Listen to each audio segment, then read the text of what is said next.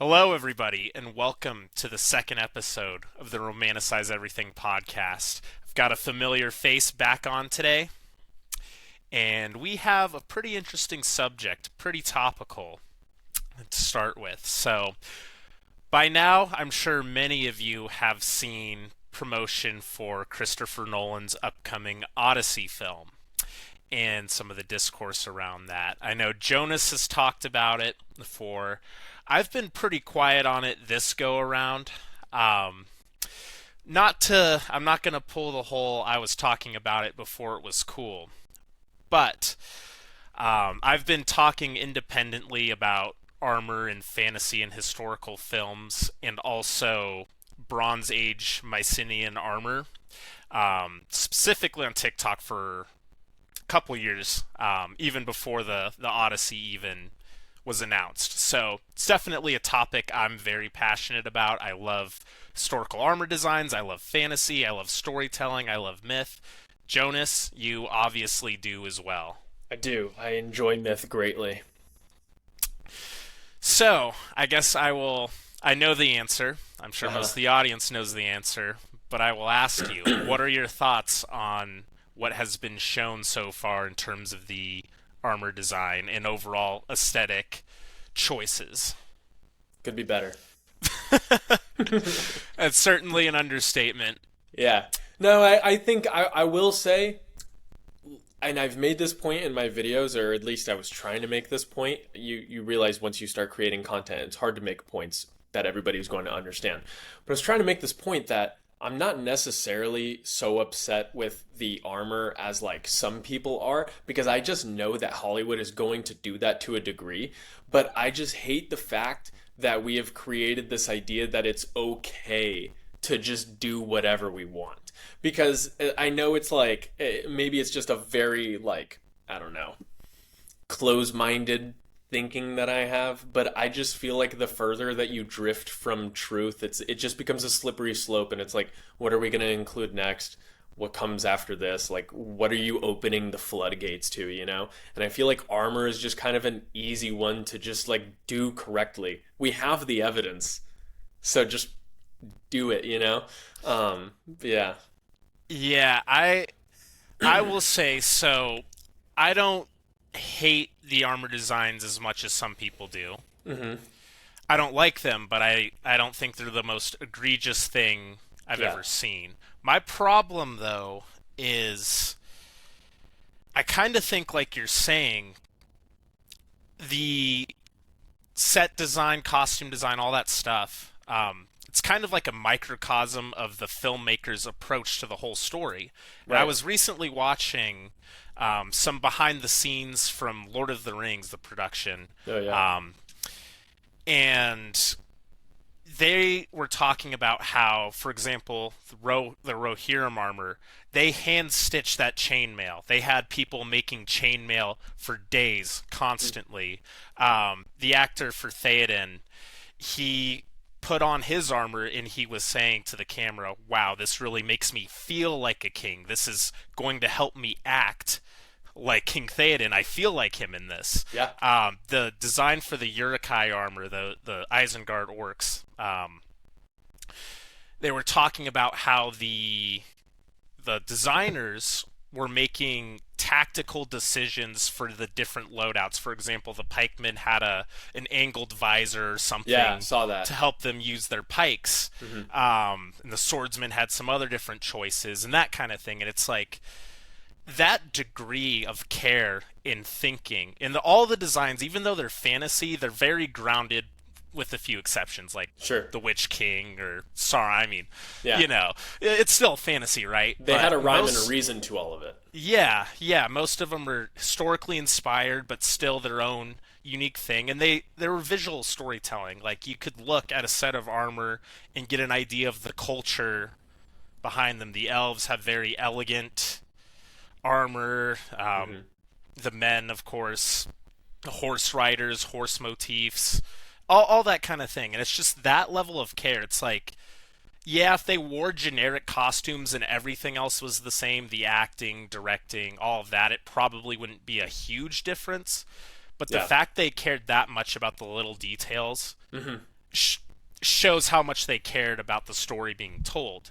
So with someone like Nolan, who's obviously an accomplished film director, I'm not going to say he's not, of Right. course, and he's made some very good movies. Um, so he's not doing this just out of budgetary reasons Oh, or of out of course. laziness. It's He's a direct making choice. and Yeah. it's why, and that's what's kind of scary when it's like a very muted. Well, I feel like, 'cause did you see Gladiator 2? Unfortunately, I Right. wasn't a big Gladiator 2 fan, I will say. Why did they Off change the it gate. so much? Like I know, like I'm blanking on the director's name right now. Ridley Scott. Ridley Scott, yeah. Why everybody, like I even remember seeing something that came out in like the Hollywood Reporter, Vanity Fair, something like that, like something in Hollywood, where they were saying there was a camera operator, like a director of photography, that came out and said, oh, it was impossible to work with him on this film because he was just trying to get everything done so quickly. He was trying to breeze past it. There was not a lot of attention to detail.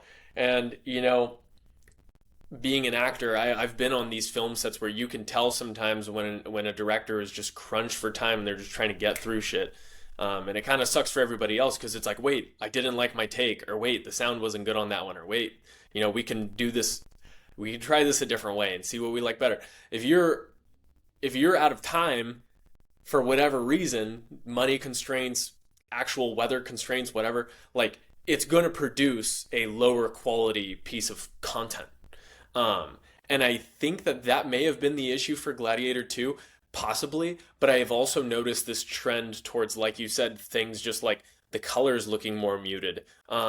Things just feeling like they're kind of rushed, or they're just glancing over things. Or one thing that a lot of people have been critical about, and people have been attributing it to the majority of the population's lack of attention span, is that they're just too obvious with a lot of the writing and the tropes.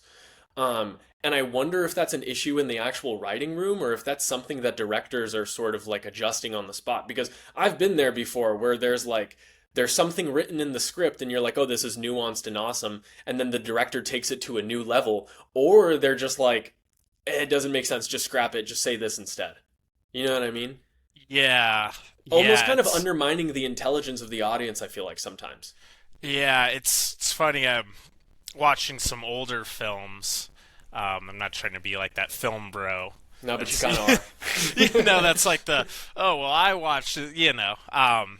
But I do notice how much slower paced and more subtle older films can be, and how non-obvious it is in some of the yeah. storytelling, where it's like you You got as to an be paying audience attention. member have to pay attention to what's on the screen and what's in between the lines, not necessarily being stated aloud, and Yeah. that definitely is a big difference. And yeah, so I do. It just makes you wonder, because I mean, you know what? If this film comes out and the only problem is the Is the armor, armor. Yeah. I'll be happy. I Right. will enjoy a good story. Yeah. But if this is the approach that's being taken to the aesthetics, you just have to wonder what's the approach being taken to the myth and Correct. the culture and all of that. Yeah.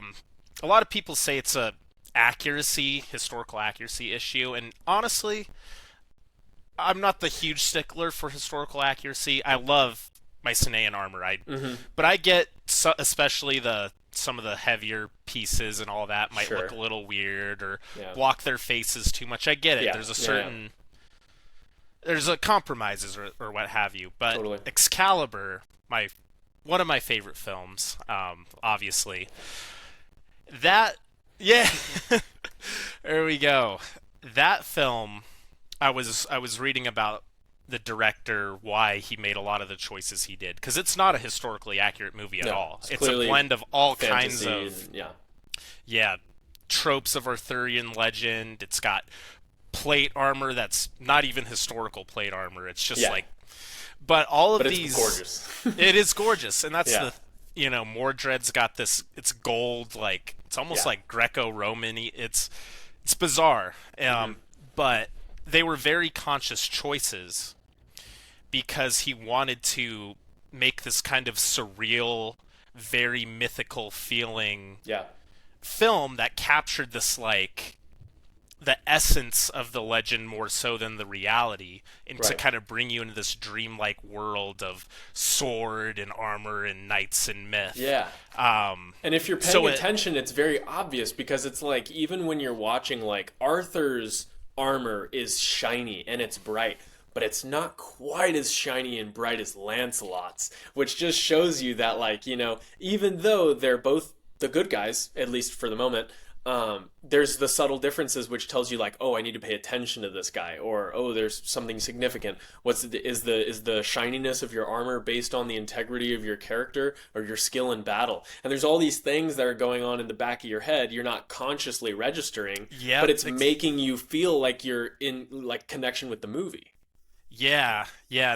I think Mordred's a really good example of that kind of subtle storytelling because, being the inbred son of the king, the king was tricked into Yeah. sleeping with the witch and all that. Mm-hmm. And he's like this golden boy, but there's something off about him. It's uncanny. Mm-hmm. And his armor's the same way, where it's like it's gold and bright and it looks good, but it's something's off about it. It's uncanny. Yeah. It's got this weird, like, unsettling undercurrent, and that's kind of what Mordred is. He's a Right. prince, but he really shouldn't exist. He shouldn't have been born. So yeah, it's a good bit of visual storytelling. Yeah. Definitely.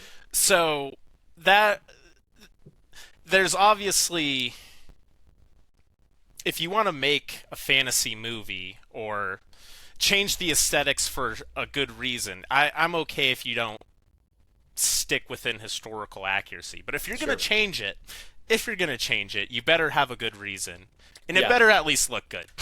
Yeah, exactly. And see, that was my whole thing, is like, I always reference Troy because I think that that's like the easiest comparison to draw when talking about something like this, because obviously there's like the 1989 Odyssey film, I think. Yeah, it is, yeah, and I'm probably going to watch that in preparation for when this one comes out, because I am love going to it. have to see it. Like, I love that movie. It's great. Again, the armor that they're wearing is not Bronze Age armor. But like when I watch Troy, for example, you can see there is a lot more bronze, and there's a lot more ornamentation, which would have been common amongst the aristocratic warrior elite. And like they are wearing, I think like there was Agamemnon's wearing like these gauntlets with like all these different gems and things, and it's like it's shiny and it's bright and it's intimidating because that's what Bronze Age warfare was like. Like you would try and intimidate your opponent because you didn't want to have to drive your chariot into them. It's just all these things that, like we were just talking about, you see Achilles wearing certain armor and you're like, that's Achilles. You see somebody, Agamemnon, wearing his armor and you're like, that's Agamemnon. The armor that we've seen, or even just the costume design in general that we've seen, like it almost just looks like it's meant to look like they're poor. And I don't even know how else to explain it besides that. Like it just looks so plain. And I understand, like, in a way, you could almost be going for like we're trying to be historically accurate with the subtlety.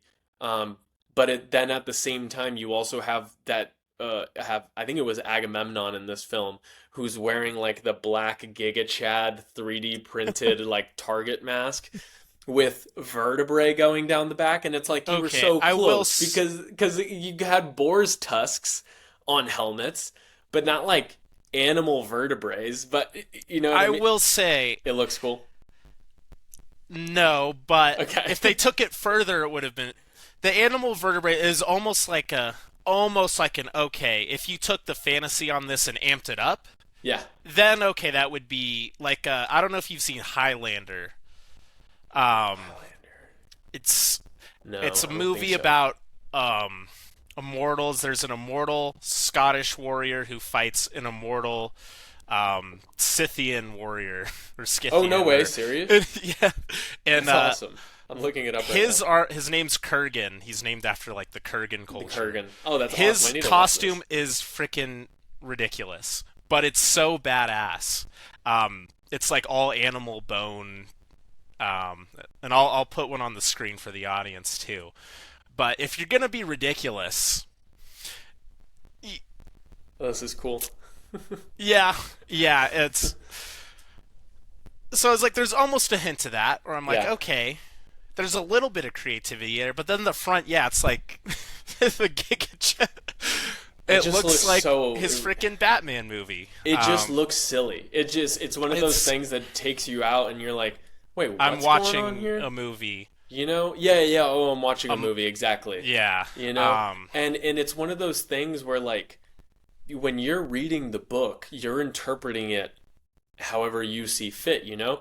But here's the fucking thing. And this is what like kind of drives me the most insane is the fact that Homer is very explicit about what everybody is wearing, what everybody looks like, how the battle occurred, how many times they ran around a rock. Like the Homer describes everything. And for us to just be like, well, it's up for interpretation. It's like it's fucking not though. If you're using Homer and like I understand because adaptation and let me just say like for everybody who's already like screaming at the keyboard, Christopher Nolan can do whatever he wants because he is a film director. But that doesn't mean that he should. And I think that if you're going to be making a film about the Odyssey, and it's not going to be an adaptation like Oh Brother, Where Art Thou, which is set in 1930s Mississippi, you know? Like, if you're going to set it in classical Greece or the Bronze Age, set it there. Make everything look like that. Immerse me in that world because the world that they're immersing me in doesn't exist. And that's the thing that, and people will go, oh, because it didn't actually exist. But that's where you're wrong. And that's where we're going to butt heads again. Because it's like, what do you mean? Do you mean the fall of the Bronze Age didn't exist? Do you mean the ancient city of Troy didn't exist? Do you mean that sailing through the Mediterranean didn't exist? Like, or like the historical Odysseus himself? Because then it's like, well, okay, well then we could just throw away most movies. You know what I mean? Well, yeah. Let me say, if you're gonna go that route, Saving Private Ryan might as well be a myth. It's like why don't they wear GI Joe outfits in Saving Private Ryan? Yeah. It's like Private Ryan wasn't a real, it wasn't a real person. This mission didn't really happen. Mm-hmm. And then someone will say, "Oh well, D-Day happened. We really went to war with all the we fought Nazi Germany, all that." And it's so like did the destruction of Troy. It's like okay. Or if we're going to set a story, even if it's got fake elements, if we're gonna set it in a historical setting, then, as you said, there should be effort to immerse us in that world. And I also think, with, the armor choices and everything, because a lot of people will think, if they don't like the look of Bronze Age armor, which I don't know how you couldn't, but I can understand some of the clunkiness in terms of, like, having especially the where... heavier sets. Yes. Not that the actors need to be in armor the whole frickin' movie. That's another thing. That people don't seem to get. They don't seem to, But we have to think, because armor wasn't purely practical. It was an expression of their culture as well. They made it colorful and added things for a reason. Even if it's like a psychological weapon. Intimidation or something. Animal motifs to show the wealth of the warrior. A warrior who had such a resplendent set of armor was probably wealthy, and he earned that wealth through being a good fighter. They did that well in Troy too. Yeah, exactly. You very it's clearly all that saw kind of who was the wealthy ones. Exactly. There's that kind of subtle storytelling. It's like, if we want to talk about their culture and their themes, we should try to approach it visually as well and see, well, why did they wear what they wore? Why did they have boar tusk helmets? And that kind of puts you in the mindset of understanding the text and the story you're trying to tell. So it's all kind of intertwined. People like to compartmentalize. It's like, doesn't matter what they wore. But art isn't made that way. You don't arbitrarily just choose whatever. It's, if it was a low budget production, that would make sense. If it's the only thing you can get your hands on, but it's absolutely not. And I remember hearing something where like they had hired a historical accuracy coordinator for the costume design and for the set design and stuff. And he was like written off. Like they're just like, yeah, we don't need you, actually. Yeah, he makes some very awesome armor sets. I'll definitely put that on the screen. And they're, in all fairness, they're not 100% historically accurate either. There's some conjecture he makes, but he smiths these things, and they are beautiful. Yeah. And yeah, he was in talks with the team, and they decided not to, and that's unfortunate. Yeah. Because Nolan, of course, can do what he wants. But that's the other thing, is there's all these talented people out in the world that care about these things, that are willing to do this kind of work. And it would have been awesome and I think he is Greek, ethnically and nationally. Oh, really? Like, I think he actually is from Greece. So here's an opportunity to get a man from the culture who is a very talented bronzesmith to help you design and make your costumes for a film about its culture. And you chose 3D printed Batman helmet. Yeah. It's just frustrating that someone like that goes underappreciated. And I see all these other fantasy artists that do their own Bronze Age fantasy work and world building, and the possibilities are endless for what you can do, especially in a fantasy. People say, oh, there's Cyclopses. It's like, yeah. It's in the story. It's in the story, and it's frustrating that. Yeah, exactly. It's like you're going to include the Cyclops who is in the story, but you're not going to include the actual like clothing or armor or details that are in the story. You know? If it's fantasy, if you're going to make that argument that it's fantasy, then why not make it better? Make it cooler. It kind of eliminates then the need for, you can add things in the armor that aren't movable. It doesn't have to be restrained by practicality.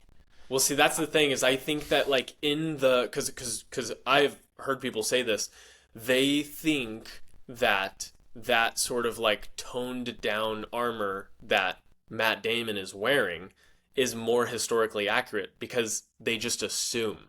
They don't know, because they see so many period pieces of people wearing beige and gray that they're like, oh, well, yeah, like, of course, like, it's mostly beige, probably some black, maybe red if they're lucky. And it's like, no, that was not the case. Yeah, I mean, and that's happened in just a lot of Hollywood movies in general, as because it conveys old. Yeah, and it conveys it's depressing and bad, and it kind of subverts. It's like, oh, the past was ugly and dirty and bad and evil. Less sophisticated. Even Napoleon, I mean, which was a terrible film. I didn't see the that cost. Well, don't. Okay. And that was Ridley Scott too. Yeah. The costume design was accurate. It was very good. But he put this freaking filter over everything. It's like gray, bluish, toned down, depressing filter. And I saw some shots of the actors like without any filter, and it was like, what'd you put the filter on for? Yeah. Well, because he hates Napoleon, and the movie is basically a hit piece. I figured, yeah. So and that's kind of the whole directorial intent. It's like, why are we making Odysseus's armor ugly and poor?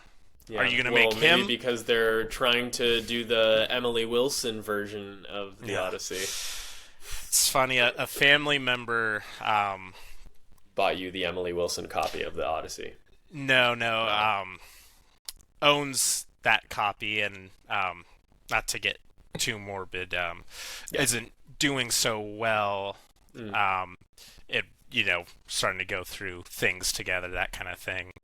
And I saw the Iliad and the Odyssey. Well, I think it was just the Iliad. I got excited, and then I saw it was the Emily Wilson one. I was like, yeah. And I'm not gonna blame. We don't need to that go there. one. Yeah. But I was like, yeah. It was almost exciting. But yeah, yeah, it's just it's kind of the canary in the is it coal mine or gold mine? Canary in Canary the in the coal mine. yeah, Yeah, where it's like this doesn't mean the movie's gonna be bad, but if I sure. was a betting man, It's not looking good. yeah.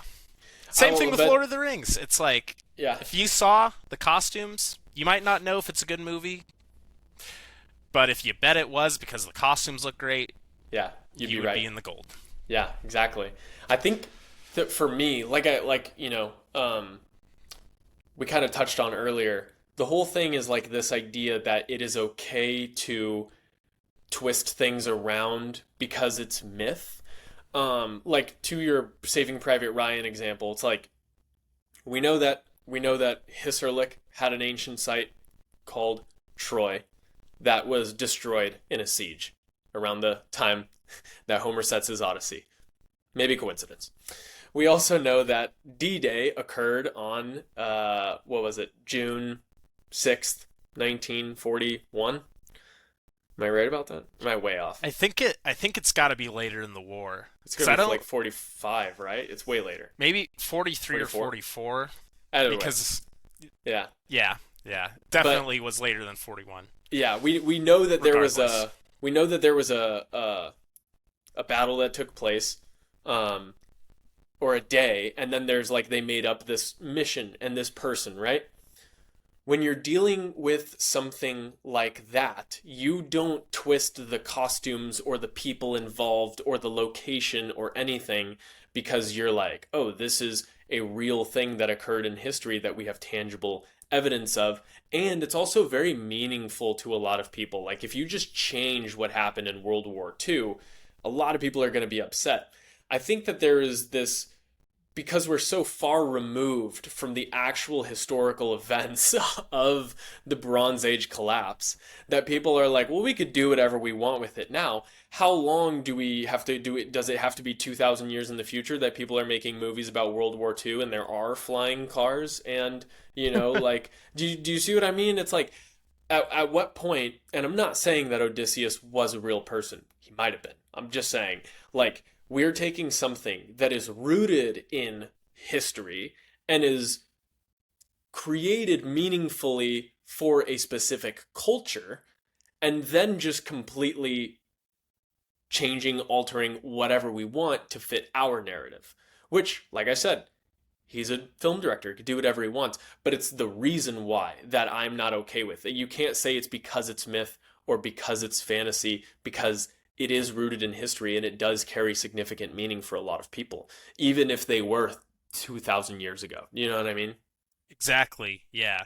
And to your point earlier, if there's if you're specifically making an adaptation or changing the setting on purpose, very deliberately, that's one thing. Like, the Anabasis, Mm-hmm. Xenophon, about the Greek mercenaries in Persia, Right. stranded. That was adapted into a book, which was adapted to a movie. Um, Which became 300. no, no, no. Oh, okay. It was set in 1980s New York. Like this. Oh, Why am I forgetting the Warriors? The Warriors. okay. Warriors. Um, in watching if you just watched the movie and never read about Xenophon or Mm-hmm. the Anabasis, you wouldn't know it came from ancient Greece. Mm-hmm. But if you do know both stories, you can see the similarities, and it's fine because they changed the setting on purpose. Mm-hmm. It's bringing the same themes and values to a modern audience. It was an '80s movie, so modern for them, Right. dated for us now. But Mm-hmm. and that's okay. They do that with Romeo and Juliet all the time. They set it in different places. There's like a World War II or not Romeo and Juliet, Macbeth, and they're like in Yeah. bunkers, and like it was like Stalin-y aesthetics. And, that's Yeah. fine And if that's you're doing perfectly that. fine. It's an That's a adaptation. deliberate, yeah. Yeah. But like you said, if you're gonna set it in ancient Greece, Set it in ancient Greece. I've heard some people say maybe they're doing the whole theory that the Trojan Wars actually occurred in Scandinavia, which is like a legit I I've don't know never if you heard want to this call it a before. conspiracy theory, but Yeah. like a theory that everything that happened in the Trojan Wars actually happened around like Norway and Sweden and all this. There's a So whole interesting. there's a whole conspiracy about that, but people are half joking because they're Yeah. wearing pants and they've got like Viking longship looking. They're Uh-huh. like, oh, they're doing he's gonna do the whole the Trojan Wars was in Northern Europe instead My of question to Greece. that, I'm curious to hear more about this because like I have you ever heard because like have you heard the theory that London was once called New Troy and was like one of the first established cities by the Trojans after they were sort of left stranded. They went so they like in the story of the Aeneid, Aeneas and the Trojan refugees go and seek refuge in some new land, but they are propelled forward by the gods. I'm going to say Aphrodite because that's Aeneas's mother. To go and settle in this land called Latium, which will then become Rome, right? And that's the sort of mythic establishment of the Roman people that was written during the time of Augustus. Um, and it's obviously like we can look at the historical record and know that the actual Roman settlers were this mix of Celtic peoples that came down from the Alps, from what was once like Austria and that sort of area, and then came into Italy, interacted with the native Neolithic farmers, created this new culture, established settlements and stuff like that. But at the same time, this sort of story of people moving from this Black Sea area because, Troy, even though it's on the southwestern edge of the Black Sea, it's still in that region. And we know that the Proto-Indo-Europeans spread from the Black Sea region and went through all of Europe. And it would make sense to me that their stories would have been shared cross-culturally. That's why they have similar mythologies and things like that. Now, I know that they were pretty much settled by the time of the Bronze Age collapse, at least like migratory wise. You already had Celts and corded ware people in Europe. So I'm not going to say that the Trojans actually left and then like displaced all of these populations in northwestern Europe. But I think that there could be something to that. The fact that there is a lot more interconnectedness than we're willing to admit. And I think that the ultimate overarching reason is because we are not willing to admit how sophisticated people were back then. We think that they were so primitive and there's no way that they would have interacted with each other. Oh my God, Herodotus is talking about Hyperborea. He has no idea what he's talking about. It's like he's describing these lands perfectly and he's describing geography quite well for someone who's never left the Mediterranean. You know what I mean? There's more. Yeah. Even archaeologically, I was watching I think it's a Dan Davis video on the golden hats, like the wizard hats Oh yeah. that were made in the Bronze Age, and he's talking a little bit about trade routes, and it's like there was trade from like What northern did they call it? Europe. The Amber Road? Yeah. Yeah, all the way down through Greece and Egypt. Like the ancient world, really, for most of history, the world's been more interconnected than we give credit to. Yeah. And of course, that means merchant travel. People were traveling. Obviously, it's not like today where it's like, yeah, I can go move to Europe, apply for my visa. You can't Yeah, just of pick course. up and move in ancient times like that. Yeah. But people, of course, did move, and I'm People sure did it. Yes. when a city like Troy was sacked and some people did disperse throughout the world, and their stories would have been spread on and maybe changed and evolved, and there goes the Zen. Well, that would have been a valuable trade commodity back in Yeah. back in the Bronze Age. Imagine handing a Bronze Age warrior a Zen, and he doesn't know what it is. He doesn't even know what nicotine is. I saw this. It was like imagine giving Alexander the Great a pack of cigarettes. Like, what would he have done? What could he have accomplished? Yeah. Maybe he would have actually pushed into India. Who knows? Yeah. You can only wonder. But yeah, the ancient world and Bronze Age world specifically was quite interconnected, and it's very likely that people would have had at least some idea of things that happened in other lands or met Totally. people that were from other lands or just And there's probably lots more movement of population and stories than we yes, have direct evidence for. we not only know this through the archaeology, we know this through the mythology as well, because we know that Zeus, Homer references this in the Odyssey, and I think many times throughout the Iliad as well.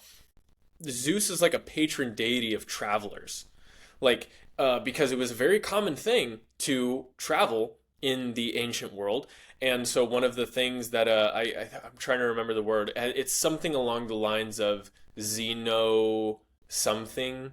Uh, Zeus, Xeno something, because it means like foreigners. Zeus, the god of foreigners, because he would allow safe passage for foreigners. And it was also seen as like a respect to the gods that when a foreigner came into your land, you would house him, you would feed him, you would, guide him on where he's going to go next. And that's why Odysseus is essentially this like uh, guy who's like divinely protected in all these places that he goes to, even though he's pissed off Poseidon. You know what I mean? Because Zeus is ultimately protecting him because he is a foreigner in foreign lands. He's trying to make his way home. He's a traveler. And that was very well known to the ancient Greeks in Homer's time, like 800 BC. So you have to imagine, since before 800 BC, there was this understanding that foreigners travel. You will be a foreigner when you travel, and we all deserve protection so long as we're not a threatening force or something like that. You Yeah, know? no, that's a very good point. Um, yeah, we do have to imagine when you look at these trade networks and, like you said, the myth that yeah, there's probably guys from all the way. I was reading about I was reading about the history of Somalia to kind of catch myself up on that side of current events, and Yeah. you start at the bottom. I was getting through the Bronze Age, and it's like they had trade networks with Arabia and Egypt at the same time all this was going on. And it's Hmm. like, it isn't inconceivable that these people did go all of these Marco Polo esque Yeah. places. If Ethiopia, in fact, was so sophisticated during that time that I think I'm recalling this correctly, that like much of the ancient world referred to Africa as a whole as Ethiopia because that was just like the most well-known nation from there. And I believe they might even have a role in the Iliad. Yeah, you might I, be right. I can't quite remember, but I think there might be an Ethiopian contingent somewhere in the Iliad. I can't hmm, remember specifically what side or anything, but right. but this world was, it was very interconnected, very alive world. Hmm. Kind of forgot how we got on the whole interconnected tangent. I'll be honest.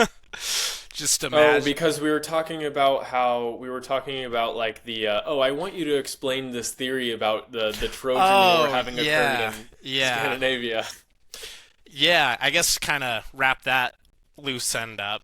Mhm. Um, well, we know that Bronze Age Scandinavia was a very active place. It was Yeah. also a warlike place, like most of the Bronze Age world. Hmm. Hmm. And I'm sure there was conflicts between settlements, and that involved ships. They were shipborne warriors way before they became Vikings. Yeah. Yeah. Yeah. Yeah. So it's possible that maybe the events of the Iliad and Odyssey, that whole myth, or Hmm. not myth, then it would be actual history. Whatever Yeah. happened down there, Hmm. word of mouth spread up through the networks into Scandinavia, and Hmm. maybe it got applied to similar conflicts there that were surely happening. Yeah. Contests between warlords and or vice versa. They probably knew about each other's to a degree, fights and battles and things. The cross cultural exchange probably happened to a degree. So maybe it's not entirely Totally. false to say that an Iliad like war didn't or happened up there. I would have to imagine to a lesser scale, just Yeah. because population density wise, I just don't think there was as many people Right. living up there. So the battles probably were smaller scale, cities small, whatever. But we have evidence that they fought, so it's Yeah, like, yeah, yeah. And they yeah, had they had this sort of what would you call it? Like resource sophistication for such an event. The right, thing that makes me think that it took place in at Hissarlik in Turkey is because of just like the findings from Heinrich Schliemann and just like the mostly from the Hittite records. The Hittite records are really interesting because they basically describe the exactly the events of conflicts between the Hittites and the Achaeans in a time where there was a lot of political upheaval. There was a lot of like interconnectivity between their two cultures, and like I think I was reading Herodotus, and he talks a lot about how the myth of um, like even Helen of Troy, a woman being taken by a foreign entity as his wife, and that has happened multiple times throughout history, whether it's myth or not. But that's just like a common trope. So it's like that that's like a sort of Mediterranean, like that was something that the Greeks were well acquainted with. So it would have been very familiar to someone like Homer and Herodotus alike, whether they ever like whether Herodotus ever read Homer's work. Nothing was actually written down yet. It's all oral history. yeah, oratory, yeah. But it's something that was very popular amongst them. So it's like maybe that stems from an actual occurrence, because he talks about how this Helen of Troy trope or Helen of Sparta trope also occurred with a king in Libya, which was Africa. And it also occurred with another king in Asia Minor. And like, it's like, okay, so if we have this trope going on, maybe it stems from something earlier, and maybe that was the actual historical Helen of Sparta. Maybe it was a real event that it took place. But yeah, yeah, no, certainly it's kind of like when you talking about King Arthur again, and you've talked about this, there Mm, was a historical Arthur, yeah, a Romano-Celtic warlord. warlord in the period after the Roman withdrawal from Britain. But Hmm. there was also figures, kings and things before him and after him that kind of got rolled into the legend. Right. So it's like the mythical Arthur is a composite figure of potentially multiple historical people. Yeah. And it becomes kind of like an archetype, as you say. We these Exactly. repeated tropes and stories, and um, Because who who is it? Where I think it's Ernst Younger, who says um, something about history being myth repeated. There's some quote he has regarding history and myth mhm. that I think is very pertinent. I'm actually gonna Google it because Yeah, go ahead. And while you're doing that, I will say that totally makes sense, because like I watched this video actually that Harry sent me. Shout out to our boy Harry. love He, Harry. love Harry Miller. Great guy. Great guy. Shout out Harry. But he sent me this video that he was watching about how the historical Achilles, whose name was, oh God, it's slipping my mind right now. But he's written about in the Hittite records as a man who was um, born in the region of Wilusa, which was Troy, and then was actually like raised as a sort of like not refugee, but like he was raised in Greece. I can't remember if it was like prisoner of war or like diplomatic exchange between kings. I think that's more so what it was, because he was like the son of a Wilusan king, and then wanted to like reclaim his right to the throne in Troy, or Wilusa, whatever you want to call it historically. Um, and was unable to do so. So his method of essentially reclaiming his birthright was to assemble the Greek forces with the kings of his time and take revenge, essentially. God, it's pissing me off that I'm blanking on the name right now of the historical figure. But it's one of those things where you hear that and you're like, I'm like, as a person who's read the epics and read the history, I'm like, that doesn't surprise me one bit. Oh, Because not you know what I mean? Like, and yes, of course, Achilles, the Achilles that we remember in history, is going to be an amalgamation of all of those things of uh, that warrior that simply wants revenge. They want nothing but revenge, and they're willing to stop at no cost, even against a formidable, valiant opponent like Hector, who is really the good guy in the story, and is willing to kill him and disgrace him because he feels as though he's been disgraced because he's so blinded by rage. And that's what the whole myth is about. That's what the whole poem is about. But people like they're like, no, because he's guided by the hand of Athena. He's not real. It's like, you're completely throwing out not only the baby with the bathwater, you're throwing the entire tub in the house out too. Like, you're missing the entire point. Yeah, no, certainly. Yeah, adding supernatural element doesn't just totally discredit the whole thing. Not at all. We can add supernatural elements to any historical story. What did I you did find? find that quote. Yeah. It's myth is not prehistory; it is timeless reality which repeats itself in history. Mm-hmm. Which makes sense because myth does reflect these tropes and everything, but it's things that do repeatedly happen. There's a reason that a lot of myths share similar archetypes of heroes and warriors doing repeated Mm-hmm. things because history repeats itself a lot in certain ways. Yeah. Like when you're talking about with Achilles, the historical one being born a Hittite prince, Mm-hmm. but being raised in Greece and then coming back to claim his throne. That's There's Arminius. so many examples. Yeah, so many examples of princes or noblemen being raised in another place and coming back to take their home. Vlad the Impaler, he was one. He was raised in the Exactly. Ottoman court and Yep. then went back initially with Ottoman support to take his birthright, and then he turned against the Ottomans, and we all know how that went. But it happens all the time. All the time. So these things happen over and over, and they get codified in myth. Our behavior gets codified in myth. The dynamics of human relations and war gets codified in myth. So Yeah. that certainly makes sense to me. I did see though an interesting thing that the Greeks themselves, at least some Greeks, Mm-hmm. absolutely did think Achilles was the hero.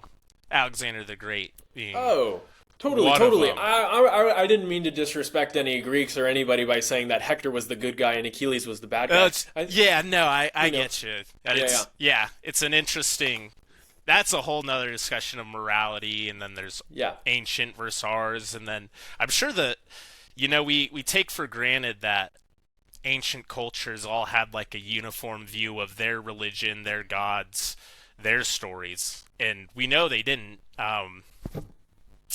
I was reading something about Cicero discussing religion Mm-hmm. with one of his contemporaries, and they have disagreements about how their religion should be interpreted or why their justifications for why their I mean, it's the reason it's, philosophy exists. yeah no you know, that's it's literally just they because didn't you had all all these. Sorry, go ahead. think the same thing. That's Yeah. Alexander obviously found Achilles kick-ass. Oh yeah, totally. But I'm sure not everyone around Alexander shared his enthusiasm. But you see, it's that thing exactly, and like maybe we're getting into a more philosophical, sort of metaphysical exploration of these topics. But I think that it's exactly that heroic reverence of Achilles that allowed Alexander to do what he did. Yep. A man who was born of a goddess and was able to exact revenge on all of his foes and live this glorious life that culminated in his romantic death that will be echoed for eternity, was the entire point. And guess what? Here we are talking about it today. And I don't see a future in which we stop talking about it. And he, like, it just, when you look at it, you're like, oh, so it's objectively true then, everything that they're like trying to portray with this story. And it's a man like Alexander who goes, you know what? I'm embodying that myth myself. And I believe that, you know, Philip II, who I've had many disagreements with, he's not actually my father. I'm actually born of Zeus. And my mother was Olympia. And, he's the original LARPer. He's the original LARPer. And dude, it fucking worked. Like, he believed in himself to no end. And he was able to accomplish something that nobody else in history has been able to replicate at his age with his resources. And it's one of those things where, like, you know, obviously, like, nobody needs to argue on how great Alexander was. He's obviously he's one of the greatest war figures in history, but it's like the more you learn about Alexander and his life and achievements, the more miraculous yeah. Look at that. He's the on my more flesh. It makes sense. Yeah. The more that it makes sense that he's like, it's like, dude, there was something to this guy, whether it was, you know, endless self-belief, or if he was really born of a god, like, you know what I mean? But then you take somebody like Caesar, who also reveres Alexander in the way that Alexander revered Achilles and was able to accomplish all of the things that he did. And then Napoleon, who reveres Caesar and wants to accomplish all of the things that he did. And then you have people who want to be like Napoleon today. And it's just like, history repeats itself because these shared myths, because they represent something that is innately true to us, they are true, you know? And that's kind of bringing it all full circle back to Nolan's Odyssey. That's my concern there. It's like, if the intent is to make the myth and the story more depressing, more lifeless, more dispirited, less heroic, we need these things to aspire to. It's very healthy to want to LARP, to embody the great people of your culture and even of other cultures. I mean, Caesar, the Roman, what's the term? The Romano-Greek world or Greco-Roman world was very interconnected, but Caesar wasn't a Greek. But Alexander obviously was a very large figure to him, who he revered. Yeah.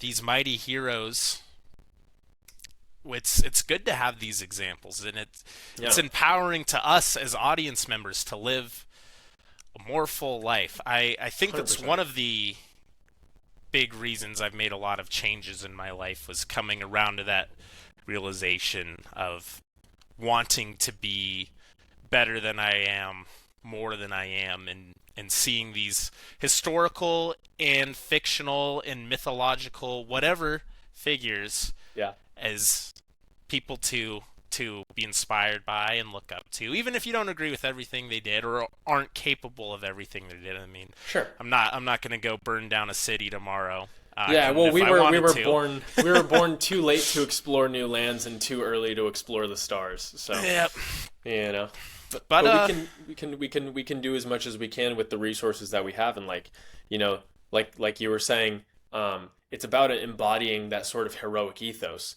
And one of the things that strikes me is the fact that for much of history, I'm going to be like blending a couple terms here, but like for much of history, the purpose of history was to convey this heroic ethos, to convey this story, to give people something to aspire to and to connect with internally.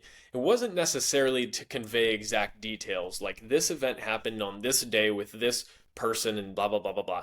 It's like, no, King Arthur was this man who embodies this myth of Britain, and that's what it means to be British. You know what I mean? That sort of thing. You know, in the same way that like a historical figure like Christ is this religious figure that like many people, the Christian literally means little Christ. They're these people who try to model their life after Jesus. Somebody that like historically we know so much and also so little about. but it's like it's that history, it's that documentation that keeps us connected and wanting to be like, this is a thing to aspire to. You know what I mean? It's the transcendent pill versus the black pill. Yeah, yeah, exactly, exactly. And I think a big reason a lot of historical productions have gone this kind of gray route Hmm. is to do the opposite of this. It's Yeah. to make history less inspiring and to make us, by whether intentional or not, it makes the audience less inspired. And I see a lot of people when they're Yes. defending this film, they're like, well, Nolan doesn't want to romanticize it, and Yeah, which is you just want to be a absolutely the worst LARPer. thing that I could hear. Yeah, like Yeah. it's because it defeats the entire purpose. It's He's like, like, everybody's been talking about how Hollywood has been dampening heroes for so long because they're trying to make heroes just like you because, you are the hero. And it's like, well, you can be, but maybe we should aspire to something greater, because if all you're aspiring to is this, like, I don't know, hero who is really just a regular guy, that it's like then you're just aspiring to be just a regular guy, like that defeats the purpose of the story. yeah, you need heights to reach you. And that doesn't mean, of course, heroes can't have flaws Of or course. flawed morality or what have you. But Yeah. yeah, yeah, there has to be something exceptional about them other than the plot. Exactly. um, Exactly. and I see a lot of these guys. This is one thing that really irks me, and when they're talking about this, and people are obviously very passionate about history and myth and storytelling, and then I see some Nolan fanboys who kind of come of this approach where it's like, you're LARPing, stop being a dork about it. I saw this one guy, he said, stop being it's like, let's not listen to dorks about this movie. He quoted some historical account that I really like. I go to the guy's profile, and he has a picture of himself. Yeah. And all I'm going to say is, let's not be casting stones from a glass house. You Yes. can't be saying dork when you look like you got pushed into lockers for 4 years in high school. It, And it's it, like, Nobody's maybe, punching down. Nobody is punching down. Everybody, or yeah, exactly. Like everybody only punches up because they know that they can't aspire to these great things, or because they have not achieved these great things in their own yeah, life. And so it's they're like, "Don't talk about heroes. That offends me. That reminds me of how small I am and how little I've exactly. been They able to want to achieve." drag everything down into the mud with them. Yes. And this happened on. I made a video a while ago on TikTok about. It was kind of related to like great men of history, but it was more so just about how when you look at any revolutionary movement throughout Hmm. history, because people always say it was like a people's movement. And it's like, no, there is always somebody with education, military experience, wealth, resources. Even communists like Mao Zedong Hmm. was incredibly well educated. He was an incredible organizer of people. He was among the richest family in his province when he was Yeah. growing. All these things. It's like, no, it wasn't just the. Not It doesn't everyone happen by just accident. risen up by. Not everyone just grabs their pitchforks all of a Yeah. sudden. Yeah. There are always dedicated, motivated people. Even if I don't like Mao Zedong, I don't like what he did, Of but course. he accomplished a lot. Yeah. He was very successful, and but he was an exceptional person in terms of capability. He wasn't. Chinese peasants didn't just all confess in this government. It just didn't happen, and people got so mad. They're like, "You're trying to discredit the average person," but I'm not, because having exceptional figures, understanding what makes them exceptional, gives you something to aspire to and to Yes. try to improve to. If you just say, "Oh, it wasn't, there was nobody great, all these things that happened were collective decisions," then you just aspire to be the regular average collective person. You don't want to be a leader. You don't want to do what it takes to become exceptional. So Yeah. it's all just very pulling it down. Just it's there to. They say it's. I was discrediting the average person, but it's the opposite. They're trying to, Discredit the exceptional.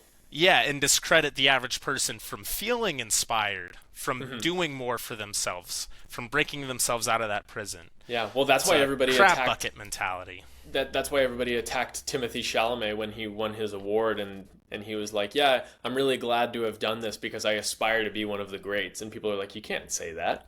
What are you talking about? It's That like, was the moment I decided I respected him. To yeah, be honest, I'm not a huge fan of, from what little I've seen of his uh-huh, performances. Nothing against personally. I just, uh-huh, yeah. kind of a Twinkie character. Not my cup of tea. But when he said that, I was like, wow, that's actually what we Refreshing. need to be hearing as a culture. Is Yeah. that it's okay to want to be good at something and Well, to make a name for yourself. It's not and that selfish. It's the exactly. opposite. It gives That's inspiring to me. It's like, wow, hearing him say that, it's like, yeah, there it's okay to drive forward in your life and want things and to want to be good at things. It's Even if you because don't reach yeah, it. It's that's that kind of a message is intrinsically meaningful to us. We hear something like that and it stirs something in us where we're like, yeah, me too. You don't hear that and you go, what? What is he talking about? That's something that you inherently understand, that we're all striving for greatness. We want to achieve great things. We want our name to be remembered forever, like from the Iliad. And it's that sort of like the person who cuts through the bullshit that really like stands out, and it makes you realize like that myth of like wanting to embody the heroic ethos, it still exists and it still rings true to all of us. It's just weird because nobody has said it in a while, because like we try to pretend like it doesn't exist, or because other people are trying to subvert the cultural narrative or something. But truth is like a light, and it will always shine through darkness. Even if it's going to be like one candle in an entire tomb of darkness, like you're going to see the light of the candle, you know? And I think that was, I mean, I'm not trying to hype him up too much, but I think that was a little bit of what that was, you know? yeah, no, it was modern society in general, modern psychology, modern culture, whatever. It's all a lot of it's a rejection of the realities of human nature and of human psychology, and Mm-hmm. it's decided abstractly that we have all these things that are bad Yeah. and that we need to avoid and get out. And Mm-hmm. Mm-hmm. but you can only deny your fundamental nature so much. You can Yeah. only hide from it so much. These things, like when he says that, even in a culture that kind of demonizes that, we all still resonate with it. Yeah.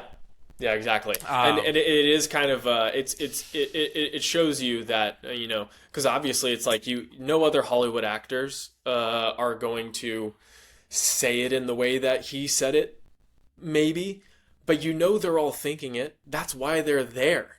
They would not have achieved what they achieved if they were not striving to be great or to be profoundly exceptional amongst an ocean of mediocrity. Like, and that's not to say that the average person is literally mediocre. That's what it means, you know? And so it's like to rise above that is not only a virtue, but it's desirable and it resonates with all of us. And I really do think that, like you're saying, like this whole just the modern world in general, or you can say Western civilization, like it really is just a subversion of what's innately true to us. That's why buildings are built that are intentionally ugly when we know what beauty looks like. That's why we push values that we know are inherently immoral when we know what morality is, you know? And it's almost kind of come to this head where it's like, it's so blatantly obvious that you can't just ignore it and just be like, ah, it's just, you know, it's just how things are nowadays. It's like, no, there's very much being strings pulled behind the scenes to make all these things happen. Why? Everybody's got their kind of own agenda as to why all these things are occurring. I think that at the end of the day, it's literally a battle between good and evil. And I think that as long as you are generally on the right side of good, then like you'll come out on top. You'll find the truth for yourselves because the truth in the end is inherently good. yeah, it's you can't run from it forever. There are always going to be things that unless he literally like specifically engineered people physically, Yeah. biologically to be more cattle-like or more passive, which some Well, they're may argue trying to is do. happening. Yeah. Yeah. But human psychology, as impressionable as it is, as much as culture matters, there's still that fundamental primordial brain inside of us all that Hmm. speaks these different truths, that knows these different truths, and will always appreciate what has worked and driven human history in success and achievement. Um, Absolutely. and that's why I think these kinds of films and stuff are important in the first place. It's like it's not Right. just mindless entertainment. I'm not just being pedantic for historical accuracy reasons or for aesthetic reasons. Or to show off your knowledge of history, which Yeah, people have accused me of. hey, it's better than being accused of being ignorant, right? Sure, exactly. Which also, if you talk about any historical topic, there's always going to be somebody who, especially, I don't know what it is, especially related to like very ancient things for some reason. There's always going to be somebody where it's like, Yeah. actually, Yeah. my people were the ones that you're going to have Holy someone from fuck. like, Oh my god. You there's can have all of the evidence in the world and there's somebody always some stolen valor going Fuck. on. Some Dude, it's literally all my DMs, especially since I've been talking about like the Proto-Indo-European migrations, and I made that video about like where the term Aryan comes from. My DMs have been flooded with, mind you, probably I want to say every nation that I have covered in that series, with the exception of a few, that said no, they come from insert my country here.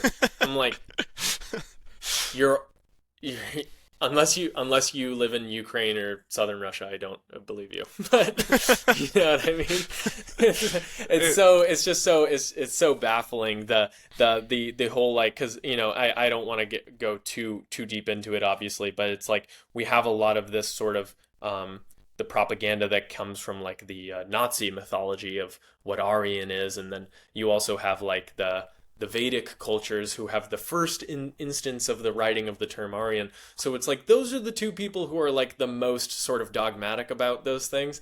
But it's still, everybody is just like, no, it's actually this, because you don't know this like little nuanced thing about my country's history. It's like, I'm sorry. It's just if you read that on Reddit, and I'm not, you know. sometimes it's almost admirable to the degree of ridiculousness sometimes it gets yes, to, I where do it's have like to admit that. it's like, yep, my country built every monument, every significant historical figure, Jesus Yeah. Christ, Yes. Mohammed, the Buddha, they all came from my little country. Yeah. It's like, you know what? If that gets you through the day, Hey, it's an Fine. inherited mythology. You Fine. create your own myth, and it, like exactly. It's ugh. but yeah, I don't know. But then we're not doing history anymore, and that's okay. And like, not everybody's into history. I understand, but It's at least they're being inspired, which they're is being inspired. kind of Which is what at least better. storytelling is.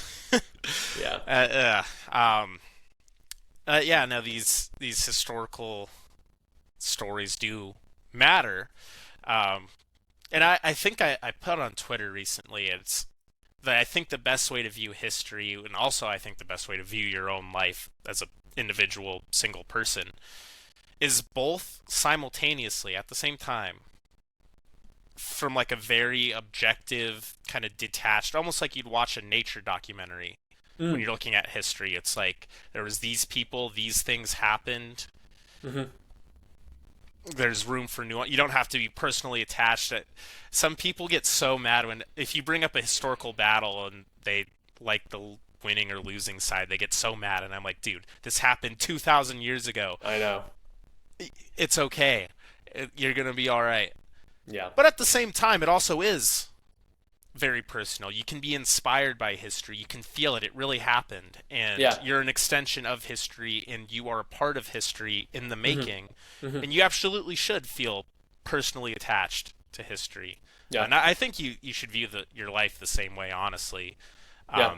Both with like an objective, disconnected view, and as a very personal, myth, but Yeah. that's down a different rabbit hole. I think that honestly, because like I've had people ask me, especially because when I first started posting content in the first place, was mostly only philosophy. I was just talking about philosophy because that was one of the first videos that I posted that did well. I was talking about fitness and stuff too, but Everyone starts stuff, fitness. Everyone starts the fitness. It's the easiest in. Everybody does fitness. It's the gateway. It's easy to make an in, but it's hard to make an impression. It's hard to distinguish yourself. Yeah. And not to say that I chose history as a niche, because I don't want to just be a history creator. I'm going to talk about philosophy, mythology. I'll still talk about fitness in some instances, even though like I'm almost kind of sick of it at this point. But when I first started posting, it was mostly philosophy stuff. I was just discussing ideas, and like a lot of it had to do with like religious theology and metaphysics and existentialism and stuff. And one of the things that always had kind of like piqued my interest just in the background was mythology as a way of like understanding your identity. And nowadays that we have like ancestry and genealogy, you can understand who you are based off of literally who your ancestors were. Whereas before then, a lot of it was just rooted in your name, oral tradition, and mythology, like whatever your tribe's myth was, whatever your nation's cultural heritage was. And so I became really fascinated in this idea of like genealogy and ancestry. And the more that I have studied my own family's history, the more questions have arisen as to like, like my last name is Kilker. It's anglicized, but it was originally German. And so where in Germany does it come from? It comes from this place.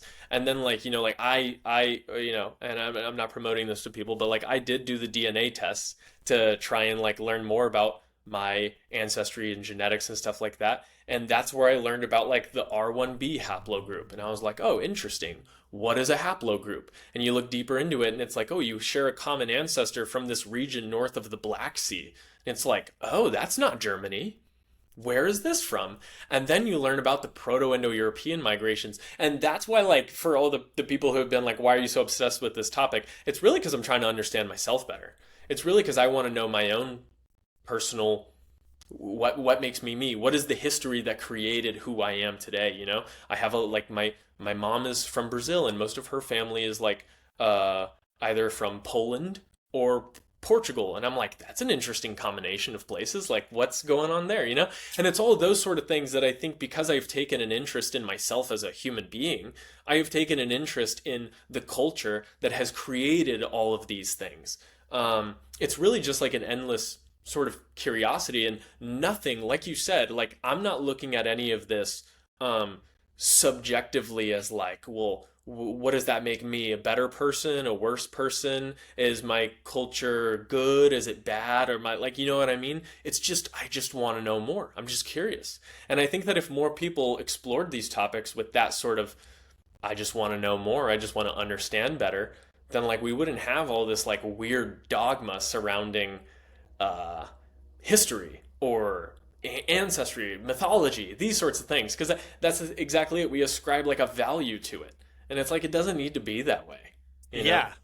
No, you let the value speak for itself. Let the you will know the tree by its fruits. You know what I mean? Like, let that be its own thing. You don't need to do it yourself. Exactly. And there's kind of like two divergent approaches where one person, maybe their ancestors accomplished something very cool, and they're like, well, that makes me cool. Right. It's like, it doesn't. No, you're not. Yeah, exactly. But at the same time, at the complete other end of the spectrum, someone will say, well, your ancestry doesn't matter at all, and what they accomplished doesn't influence you at all, which isn't true either. No. It's like, but again, going back to my little philosophy of how you live your life, it's like, if you 5 years ago benched 415 in high school, everybody did. Yeah. Who didn't do that? But you can't bench it anymore. It's like, it's cool that you did it in the day, but you're not that guy. Pal. Yeah. you're kind of a new person in a sense. Right. So I think when you look to our past, to history Mm-hmm. and things, you should feel inspired and try to embody the good things, whatever you think about your culture's past or how they Mm-hmm. lived, what have you. But you got to turn it into some kind of action and how Right. you live your life and apply it to the things you want to accomplish in your life. I mean, we're not Yeah. all going to be Alexanders and Caesars and Napoleons, but Mm-hmm. understanding their accomplishments and striving, we can obviously achieve things of our own that are impressive to us and the people around us and good for us. Yeah, It's exactly. That's what the live action is in live action role play. It's like you got to yeah, actually participate in it in it's the kind current of moment. it's kind of hilarious that that term has like because it's live action role play LARP. Right. I don't think most people know that's an No, acronym yeah, anymore. I don't think so. And I actually, as I made a video on my extras account, I did actually back in the day, literally LARP, foam swords, all that crap. I did, but it's kind of gone. It's like taken the live action out. Now it's like LARPing is like purely an online thing. Just role playing, yeah. Yeah, yeah, exactly. that's Like just people RP. will say, yeah, exactly. People will say, "Oh, you're LARPing as this political party," when you're actually a Fed or something like that. You know, it's like, bro, that's not what the fuck it means. Yeah, Like, it's yeah. It's that's just literally, lying. That's just lying. yeah. LARPing's lost its like all words in the age of the yeah. internet. They've all lost their meanings. So true. So true. It's kind of funny when you get into etymology, which I know you have some, and Mhm. and you like learn about how the meanings of words change over like centuries. You Oh, got yeah. like the Proto-Indo-European roots of a word, and then it Mhm. like speaking of, fame undying is a Proto-Indo-European concept that became kleos in Greek culture, and that's embodied in the Iliad, all that. But that takes centuries of like subtle little shifts in how language is used. And then in Yeah. the internet, a term gets introduced and like 1 month later, and it's like means completely something different, and it's lost all of its original meaning. Yeah, and It's it's like, one of oh, those things throw where it in it's the like, buzzword pile. I know, yeah, and it's one of those things that truly makes you wonder, like, you know, how many of these terms are we actually going to end up including in the like lexicon of the English language, or the like the Webster's dictionary?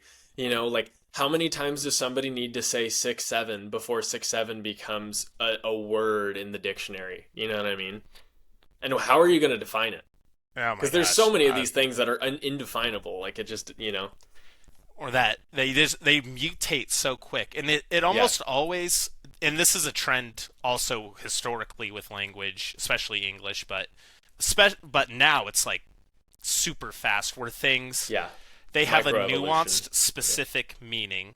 They Uh-huh. describe a very specific phenomena, but they split into good or bad. Is it a compliment or Mm. a diss? Is it Yeah. it's like the term incel, for example, like that specifically meant involuntary celibate, somebody Yeah. who was very sexually frustrated and could not Uh-huh. find a partner at Yeah. all. And now you see like I saw some womanizer get called an incel Uh-huh. for being a womanizer. And Yeah. it's like, yeah, he might be a bad person. He's a douchebag, and you shouldn't be sleeping around with a bunch of using people for their bodies, what have you. That's Yeah. bad. But he's quite literally But he's not the an opposite. incel. It's like literally you're Yeah. just using that as an The other insult thing- because you think it's an insult. It's like The other thing that's silly about it too is these people who use the suffix of cell to like mean person of. You know what I mean? So like people will say, I don't know, I think your mic came unplugged.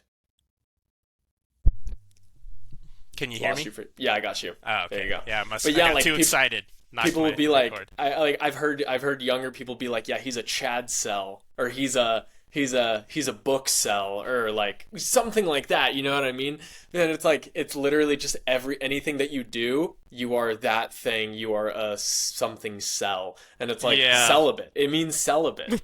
It means the I'm opposite not of gonna whatever lie. you're saying. I am guilty. I am guilty on that charge. I have used But the at the cell same suffix. Yes, but at the same It's a time, I mean, I've used words ironically that have then turned into unirony.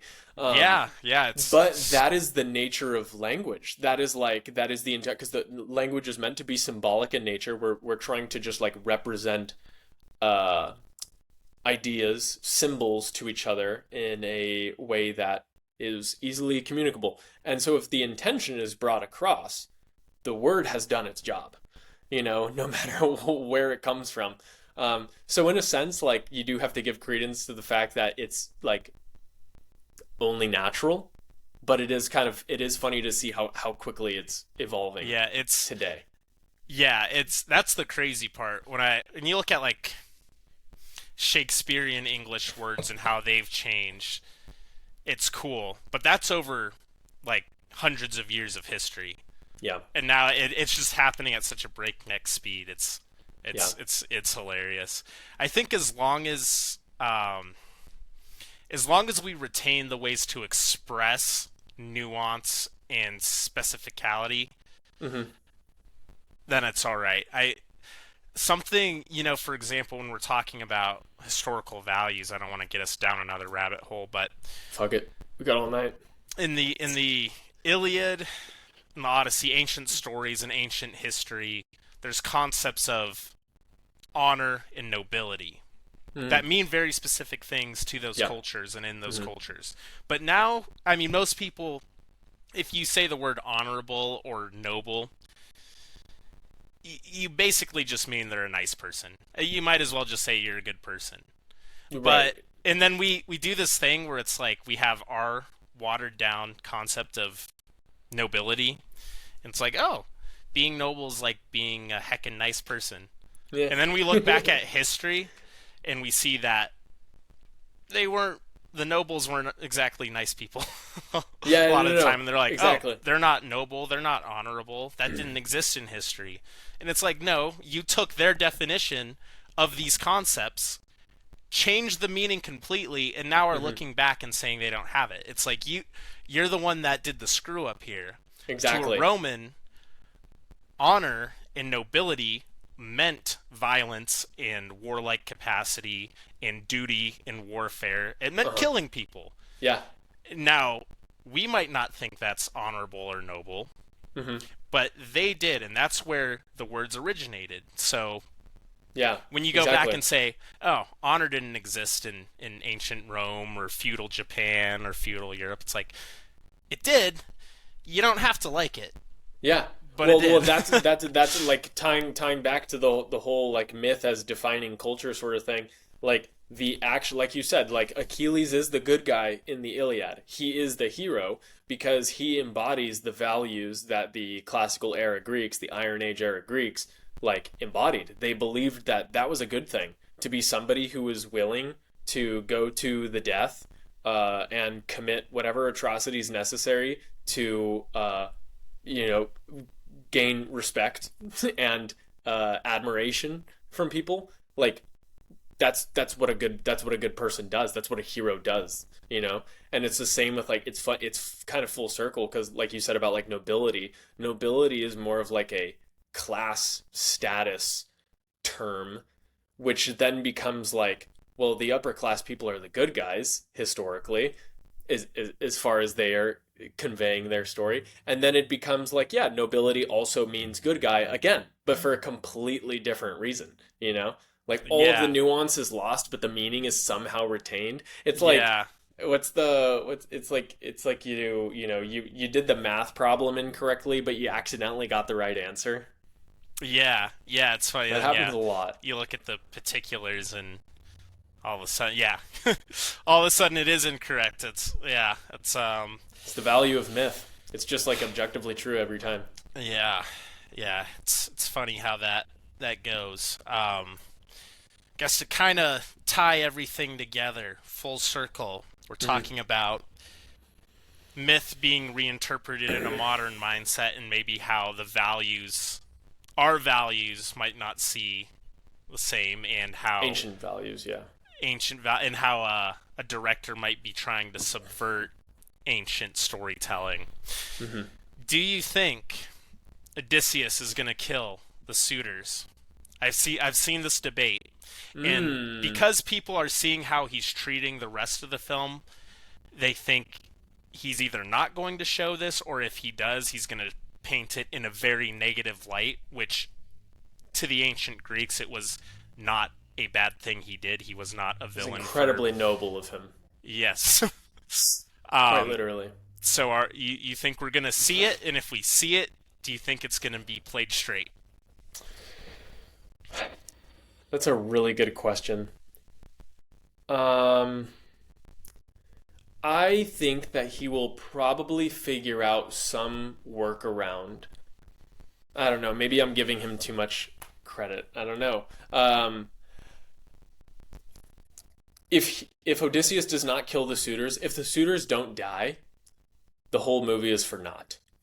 If Telemachus is the one to do it, because like I think if I remember correctly in the Odyssey, it's Telemachus, Odysseus, and the cowherd. I can't remember what his name was. But there was three guys. It was Odysseus, Telemachus, and one other guy, and they all kill the suitors together with the help of like the housemaids and stuff like that. Right. You know, so there could be something where there's like a bit of a collective effort, and maybe like Odysseus is like somewhat redeemed because he didn't like go on a like murderous rampage. It was more of like a. But one thing that they could do is they could pose the suitors as being just horrible, villainous people, and then it's like you can more rightly kill them in the end. Maybe they'll make them like really racist and sexist and stuff like that, and if they do that, then like there's no problem killing them, Which I wouldn't like either. To be because you'd be directing a very specific narrative. yeah. And that's not what the story is for. But because again, it's like, are we telling our story of the modern world, or are we telling the story of ancient Bronze Age Greece? That's yeah. What story are we telling? That's the question. That's the golden question. If I had to put money on it, I'll say that the suitors do die, but I'm going to bet that it's probably something that's painted in such a way where, yeah, either Odysseus is made to look like a real villain, or they make the suitors so villainous that it's okay to kill them.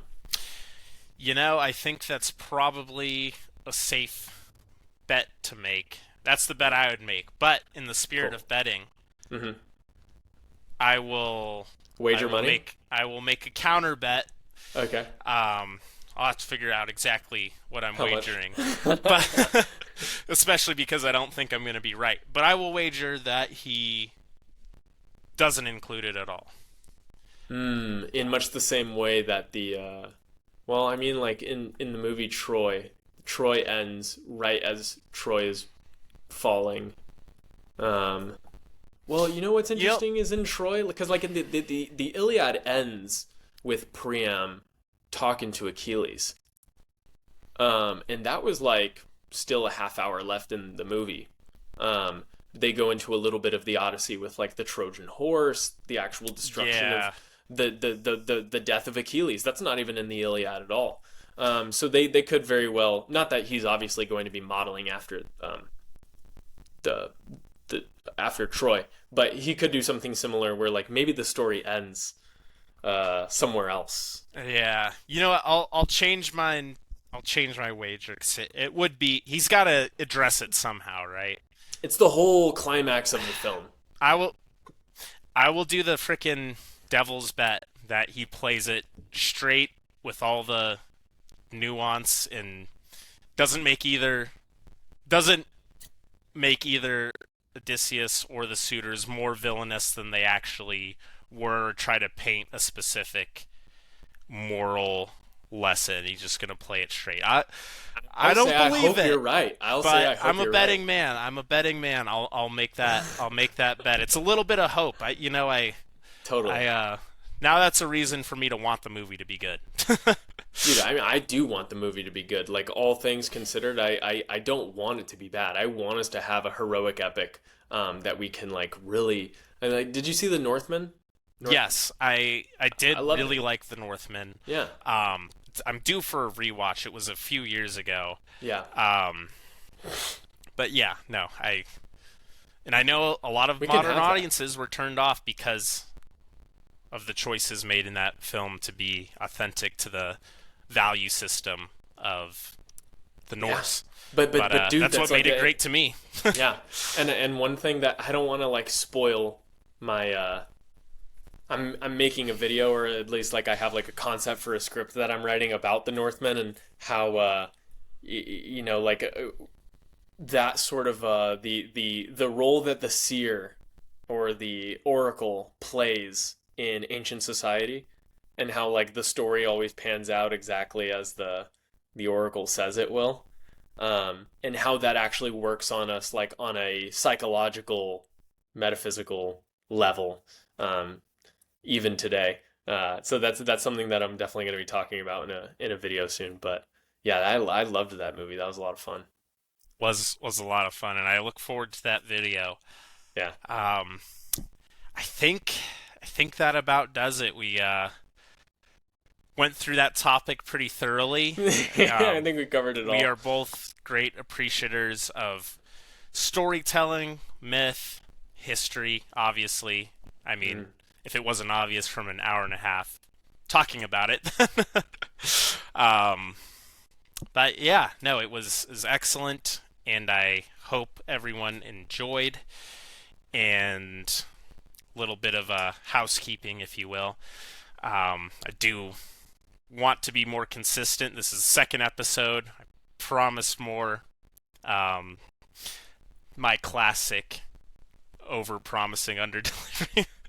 It But happens when you have a 9 to 5, does. Well, 7 to 4 7 to 4, to be exactly. pedantic. Yeah, no, you're Um, true. but yes, I am getting a new mic, and I hope to be bringing Jonas back on among other guests um, for more of these. So thanks for tuning in, Jonas. It was a pleasure as always, Always. and catch you on the next video.